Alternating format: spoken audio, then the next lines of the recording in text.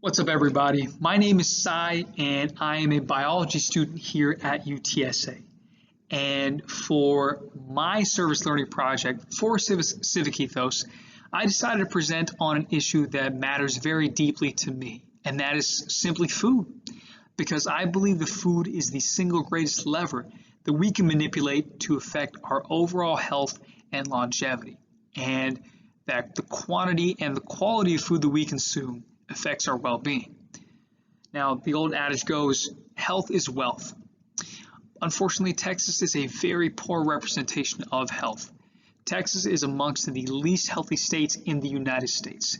A study in 2020 ranked every single one of the 50 states in the United States from healthiest to least healthy. Texas ranked 37 out of 50 on that list. San Antonio specifically is amongst the least healthy cities in the country, with 71% of adults reported as either overweight or obese. McAllen, Texas is officially the unhealthiest city in the country. Now, these problems, I believe, are twofold. The first part of the problem is that modern food acquisition practices place far too great an emphasis on quantity and not nearly enough emphasis on quality. The second part of the issue, I believe, is that there is a massive discrepancy in polarity in both food education, nutritional education, and access to quality food between people of different socioeconomic statuses. To combat these issues, I propose an organization called Food for Thought. Food for Thought has two main aims. The first aim is to spread nutritional and lifestyle knowledge to students of the university and outside of the university to kids and adolescents, to encourage them to live healthier lives and make decisions that are going to be congruent with their health. The second goal of the organization is going to be to shift percentages of food production and consumption from large retailers and commercial producers to local producers and farmers. Local producers and farmers, objectively speaking, can produce food dollar for dollar at a cheaper rate than these large producers, and the cheap prices from the goods for the goods and services that these large corporations provide is more of a reflection of the scale at which they operate and less of a reflection of the efficiency with which they operate. This means that if we can bring a larger consumer base to these local producers, not only can we provide more people with better, higher quality produce, we can also do so at a much lower cost. So, of course, there's no necessary end goal for this organization because I believe there's always going to be room for improvement.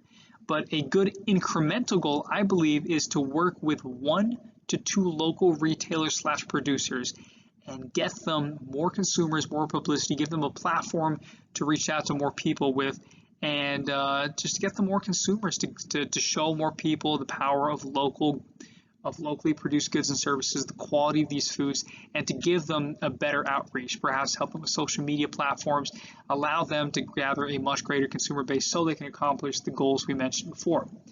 The learning outcomes of this organization is that we want students to develop a sense of responsibility for the world around them, and we want them to make career and lifestyle decisions that are congruent with the world they want to live in.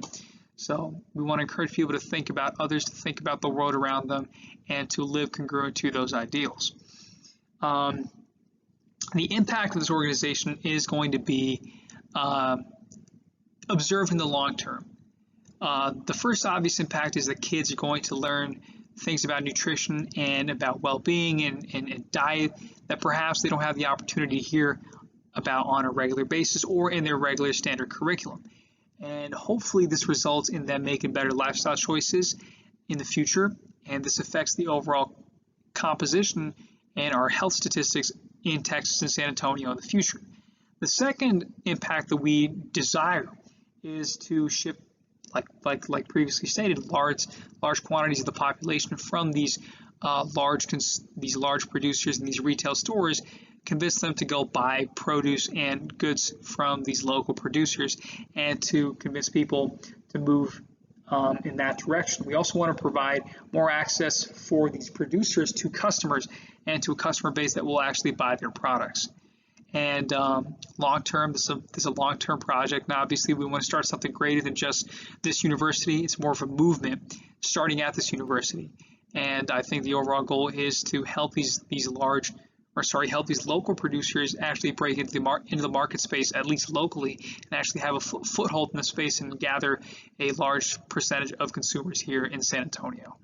And lastly, my advice for people is to just be passionate about what you do. When you do these projects have the potential to change the lives of a lot of people, and it's important that you do them with passion.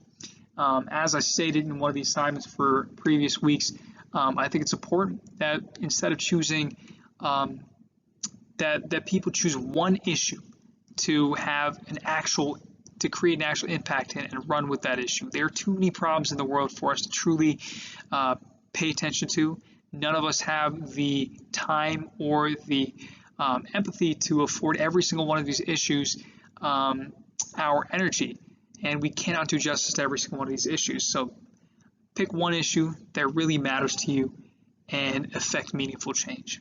And that's my advice. Thank you so much for listening to my presentation, and see you guys next time.